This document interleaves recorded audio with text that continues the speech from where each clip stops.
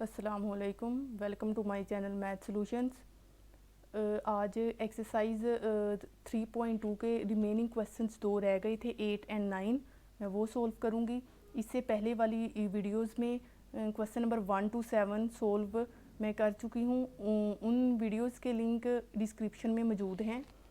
Question number 8 इस तरह से है कि solve the following matrix equations for x. यहाँ पे एक इक्वेशन दी है मैट्रिक्स की, इसको सोल्व करना है एक्स के लिए, यानी कि एक्स फाइंड करना है। Solve the following matrix equations for x 3x - 2a = b if a = and b = this. दो मैट्रिक्स a एंड b दिए हैं और हमने इस इक्वेशन को सोल्व करना है x के लिए, यानी कि x फाइंड करना है। इसको स्टार्ट करते हैं सोल्व करना। 3x यहाँ पे रहेगा हमारा और -2a इक्वेशन की दूसरी साइड पे जाके प्लस हो जाएगा 2a + b। उसके बाद इससे नेक्स्ट स्टेप में 2 × a मैट्रिक्स, 2 के बाद a मैट्रिक्स आ रहा है, a मैट्रिक्स यहाँ पे पुट कर दिया। उसके बाद है प्लस b मैट्रिक्स। जैसे इस इक्वेशन में जो अरेंजमेंट नज़र आ रही है, बिल्कुल इसी तरीके से यहाँ पे इस इक्वेशन को लिखा है और इसमें मैट्रिसेस पुट कर दिए हैं। ये यहाँ पे इक्वेशन थी 3x = 2a + b। इससे नेक्स्ट स्टेप में इसको क्या करना है कि 2 × a मैट्रिक्स, a पे a मैट्रिक्स पुट कर दिया प्लस b और यहाँ पे b मैट्रिक्स पुट कर दिया। उसे नेक्स्ट इनको सोल्व कर लेना है। ये 2 इस मैट्रिक्स A की तमाम एंट्रीज़ के साथ मल्टीप्लाई हो जाएगा। 2 कोरस्पोंडिंग एंट्रीज़ के साथ बारी बारी सब एंट्रीज़ के साथ इसे मल्टीप्लाई करना है। मल्टीप्लाई करने के बाद इसे प्लस कर लेना है इस मैट्रिक्स B के साथ। यहाँ पे 2 को मल्टीप्लाई किया, 2 × 2 = 4, ये एंट्री 4 आ जाएगी। 2 × 3 = 6, 2 - 2 = 4। इस तरह ये मैट्रिक्स 2 को मल्टीप्लाई करने से, जब 2 को मैट्रिक्स A के साथ मल्टीप्लाई किया तो ये मैट्रिक्स मिला है और ये मैट्रिक्स B है। इन दोनों मैट्रिक्स को प्लस कर लेना है, इनकी कोरस्पोंडिंग एंट्रीज़ को प्लस कर लेना है। 4 + 2 6 हो जाएगा, 6 और ये -3 रह जाएगा पीछे, -4 + 1 -3 रह जाएगा। हमारा जो टारगेट है वो ये है कि हम इस x को फाइंड करना चाह रहे हैं। अब इससे नेक्स्ट स्टेप में ये 3 यहाँ पे मल्टीप्लाई हो रहा है x के साथ। इससे नेक्स्ट स्टेप में 3 इक्वेशन की दूसरी साइड पे जाके डिवाइड हो जाएगा। अब यहाँ पे इक्वेशन को दूसरी साइड पे उठा के ले गए हैं, सॉरी इक्वेशन को नहीं, इस 3 को उठाया यहाँ से और इक्वेशन की दूसरी साइड पे ले गए। 1/3 ये इधर जाके डिवाइड होगा और इसे नेक्स्ट स्टेप में इस 3 को इस मैट्रिक्स की तमाम एंट्रीज़ के साथ डिवाइड कर देना है। 6 / 3, 3 / 3, -3 / 3, इसको डिवाइड कर दिया। डिवाइड करने के बाद जो मैट्रिक्स मिला है वो इस तरह से ये मैट्रिक्स आया है। 3 × 2 = 6, 3 × 1 = 3, यानी कि फ़ाइनल मैट्रिक्स हमारे पास ये है। इक्वेशन में, क्वेश्चन में यही कहा गया था कि solve the equations for x. ये एक्स हम यहाँ पे फाइंड कर चुके हैं। क्वेश्चन एक दफ़ा दोबारा से देख लेते हैं स्टेटमेंट को। स्टेटमेंट इस तरह से है कि solve the following matric equations for x 3x - 2a = b और a एंड b दो मैट्रिसेस दिए हैं और कहा है कि इस इक्वेशन को x के लिए सोल्व करें, यानी कि इस x को हमने फाइंड करना है और यहाँ पे हमने फाइंड किया x। सो हम यहाँ पे ये x हमें मिल चुका है। इसी तरह इस क्वेश्चन नंबर 8 का जो सेकंड पार्ट सिमिलरली इसी तरह है, वो भी इसी मेथड से उसे भी सोल्व करना है और x की वैल्यू x को फाइंड कर लेना है। क्वेश्चन नंबर 9 है solve the following equations for a। और ये एक इक्वेशन दी है, एक ये मैट्रिक्स है 4 3 2 2, इसकी एंट्रीज़ हैं into a minus this matrix = this matrix. इसमें हमने इस a को सोल्व करना है, इस a को सोल्व करना है।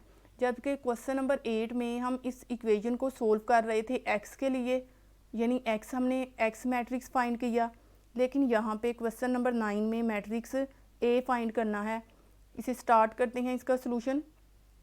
यहाँ पे इसको यहाँ पे इस तरीके से लिखा है इसी इक्वेशन को यहाँ पे नेक्स्ट स्टेप में इस तरीके से लिखा है कि ये मैट्रिक्स है, इसको उठा के मैं इक्वेशन की दूसरी साइड पे ले गई हूँ।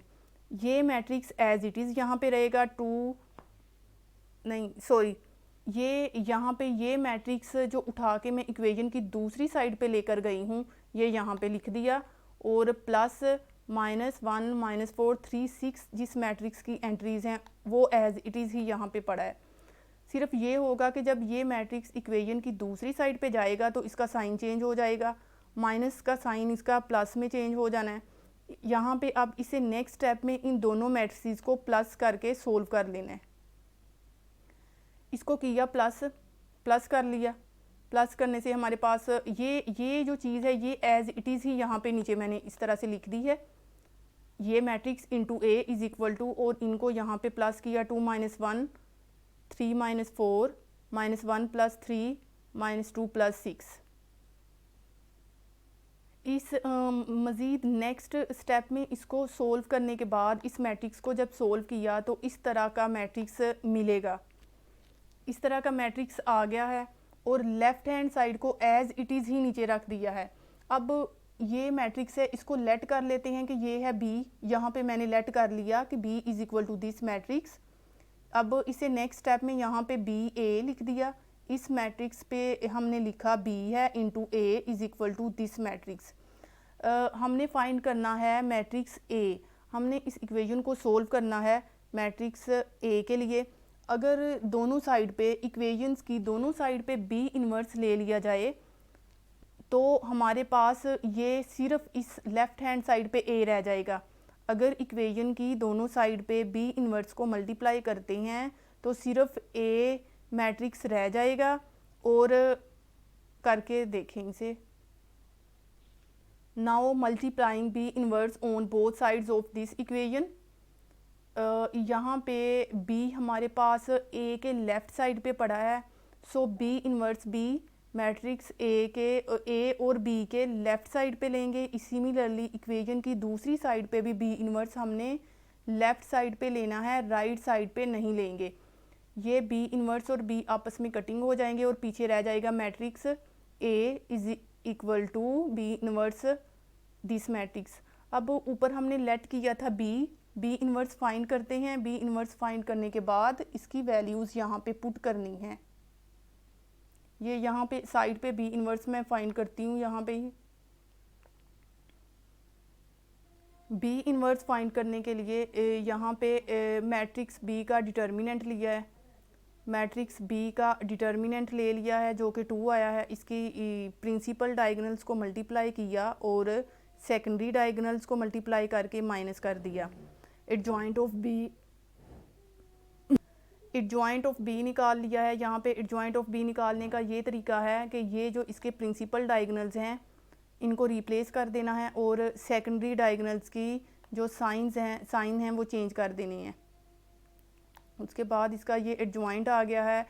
बी इन्वर्स निकालने का ये है formula, adjoint of B over determinant of B. इसकी ये वैल्यूज़ जो ऊपर निकाली हैं डिटर्मिनेंट बी और एडजॉइंट ऑफ बी वो इसमें पुट कर दी हैं और ये बी इन्वर्स आ गया। अब इस साइड पे जो ये हमारे पास एक इक्वेशन बन रही है, इसको इक्वेशन नंबर 1 का नाम दे दें। इस इक्वेशन में बी इन्वर्स को पुट करना है और पुट करके इसको मल्टीप्लाई कर लेना है इसके साथ जो मैट्रिक्स पड़ा हुआ है इसके साथ। ये बी इन्वर्स था जो हमारे पास, यहाँ पे पुट किया 1/2 इंटू दिस मैट्रिक्स। इसकी एंट्रीज़ हैं 2 - 3 - 2 4 और उसके बाद ये मैट्रिक्स ले लिया, इसको सोल्व कर लिया, इन दोनों मैट्रिक्स को मल्टीप्लाई कर लिया। मल्टीप्लाई करने का ये तरीका है कि फ़र्स्ट रो को मल्टीप्लाई करना है फर्स्ट कॉलम के साथ और ये एंट्री आ जाएगी यहाँ पे।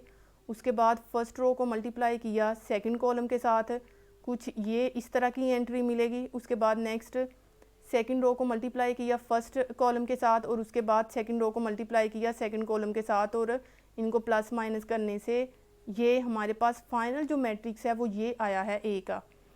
लेकिन अभी यहाँ पे हमारे पास ये ए नहीं है, इसको मज़ीद हम सिंप्लीफाई करते हैं क्योंकि ये 1/2 है। ये यहाँ पे नज़र आ रहा है कि 2 इसकी तमाम एंट्रीज़ के साथ डिवाइड हो रहा है।